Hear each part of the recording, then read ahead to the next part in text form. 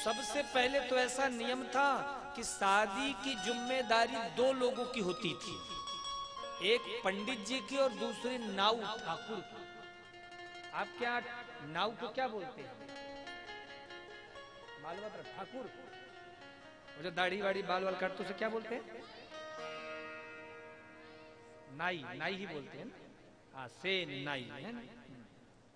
तो यही दो कहीं भी जाकर रिश्ता तय कर देते थे, फिर मजाल नहीं होती थी महाराज बच्चों के माँ बाप की कि हम मना कर दिया। ठाकुर जी ने और पंडित जी ने रिश्ता तय कर दिया। हमारे तरफ नाव को ठाकुर भी बोलते, तो रिश्ता फिक्स। उसके बाद फिर महाराज समय थोड़ा बदला, तो फिर माता पिता ने जिम्मेदारी, फिर माँ बाप जाने लग गए, देखने लग गए। अब महाराज ऐसा समय आ गया है कि अब ये जिम्मेदारी बच्चों ने माता पिता से छीन ली है। अब वो स्वयं अपने शादी ब्याह के रिश्ता खोजने के मालिक बन गए। अब तो आजकल मैं देखता हूं महाराज, लोग बच्चे बड़े हो गए, पढ़ने बढ़ने गए, वहीं कोई पसंद आ गया या पसंद आ गई, वहीं ढूंढ लिए, फोन करके बता देते हैं, डैडी हमने पसंद कर लिया है लड़की, या हमने लड़का पसंद कर लिया, हमें इसी शादी करनी। बेचारे माँ बाप इतने महाराज डरा कि आजकल के बच्चों ने अपने माँ बाप को रखा है कि माँ बाप बोलने से भी पहले 2 बार 3 बार सोचते हैं, कहीं बालक या बालिका कोई गलत कदम न उठाए। ऐसा मजबूर कर दिया, ऐसा पीड़ित कर दिया है।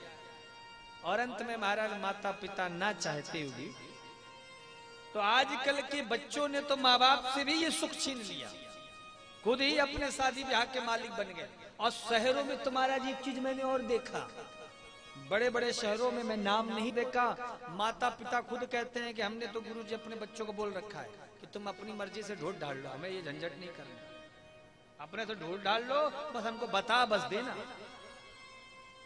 ये भी महाराज सिस्टम आ गया। बोलो राधे राधे, और प्रेम से बोलो। लेकिन बंधुओं, मैं तो आप सबको यही शिक्षा देना चाहूंगा, बताना चाहूंगा कि जिसने अपने माँ बाप की हृदय को दुखाया है, अपने माता पिता को रुलाया है, वह व्यक्ति जीवन में तो कभी सुखी नहीं हो सकता, उसके जीवन में कभी शांति नहीं आ सकती। इसीलिए कुछ भी हो जाए, लेकिन कम से कम आप लोग ये गलती मत करना, कम से कम अपने माँ बाप से ये हक उनका मत छीनो। माता पिता कितने प्रेम से संजोते हैं,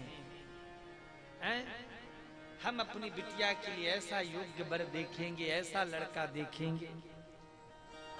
सोचिए क्या स्थिति होती उस पिता की जिसकी बिटिया अपनी मर्जी से शादी कर लेती है।